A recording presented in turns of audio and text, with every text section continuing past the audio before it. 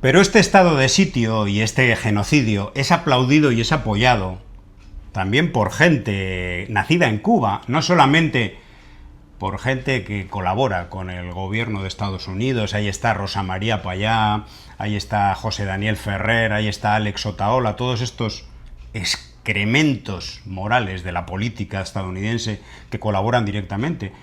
También los teníamos el otro día, el 11 de julio, 5 años después de aquellas protestas contra el gobierno cubano, o contra la situación que se vivía en aquel momento en plena pandemia en el país y que fueron explotadas al máximo y siguen siendo explotadas al máximo precisamente por el gobierno de Estados Unidos, por toda la mediática internacional.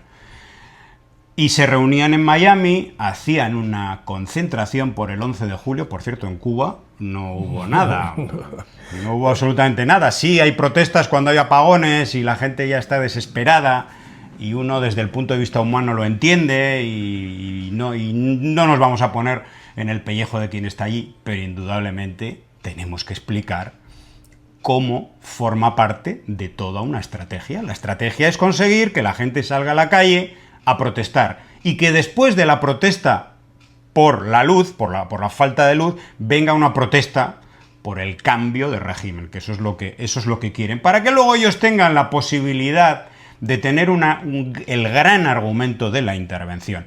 Dice Jimmy Sánchez lo siguiente: la manifestación, entre comillas, en Miami el 11 de julio dejó claro que una cosa son los números inflados en redes sociales y otra la realidad. Ahí veíamos a 4 gatos en Miami,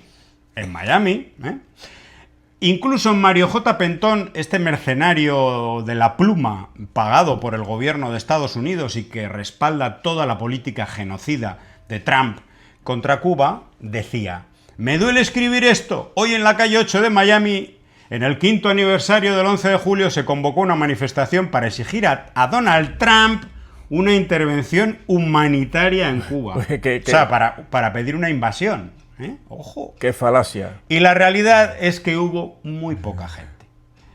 Me indigna ver cómo un pueblo que grita tanto en redes sociales no tiene el valor de salir a la calle a exigir su libertad. ¿Hasta cuándo vamos a seguir esperando que otros hagan lo que nosotros mismos no hacemos? ¡Qué sinvergüenza! Un tipo que está jaleando, aplaudiendo y narrando en directo el sufrimiento de millones de personas y la muerte de miles de personas, por cierto. En hospitales de Cuba, un aumento gigantesco de la mortalidad infantil y un descenso de la esperanza de vida, precisamente de manera proporcional al impacto de las sanciones de Estados Unidos. Cuba se está muriendo y muchos de los que más deberían estar ahí no aparecieron. ¡Qué sinvergüenza y qué criminal eres, Mario J. Pentón!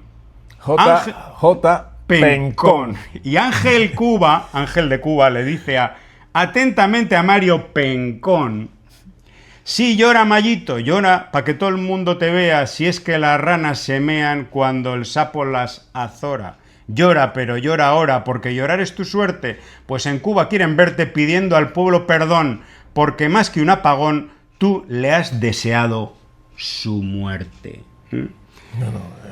Esto es un homenaje a la desvergüenza, a la desvergüenza más negra por parte de quienes cobran mucho dinero, como este elemento sinvergüenza, de los fondos federales de Estados Unidos, porque él vive de Martín Noticias, que pertenece al gobierno de Estados Unidos. Y luego dicen que es un periodista independiente. ¿Independiente de quién?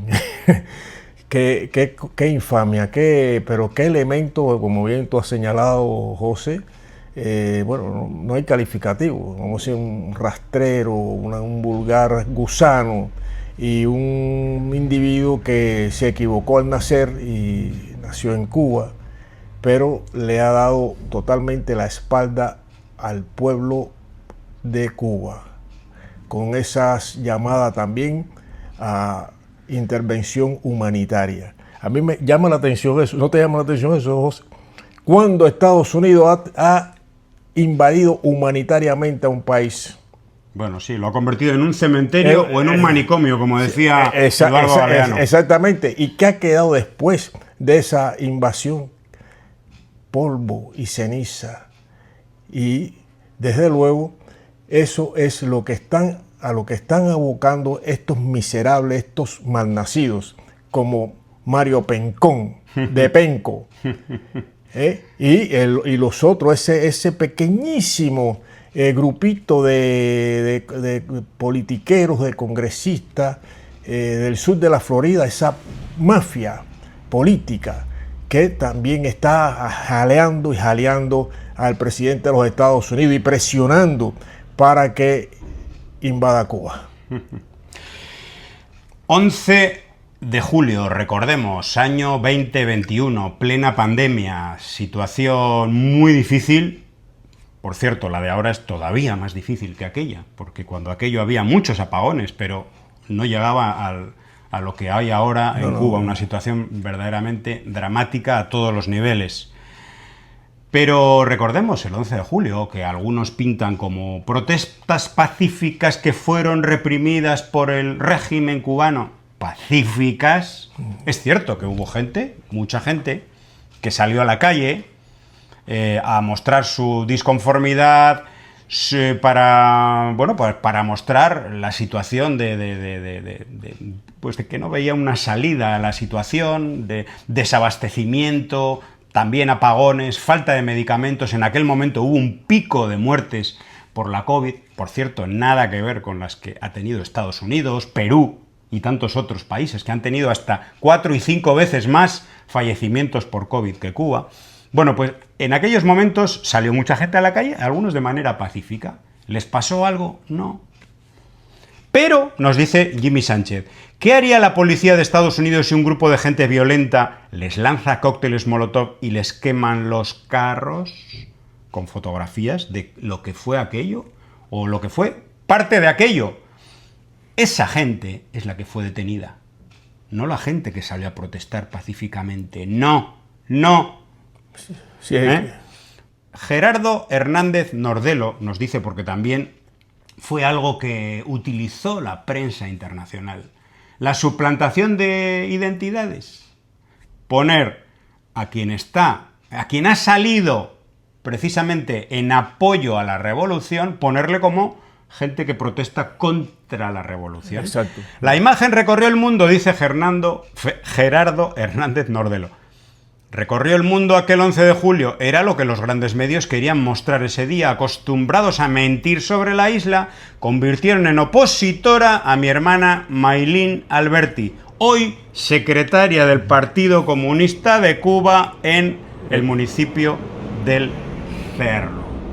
Bueno, como ella, tantísimas personas. Él mismo, Gerardo Hernández Nordelo, salía en varias fotografías que aparecían en medios de comunicación como El País, El Mundo y otros en el mundo, precisamente, y eran supuestamente las fotos de la protesta en Cuba.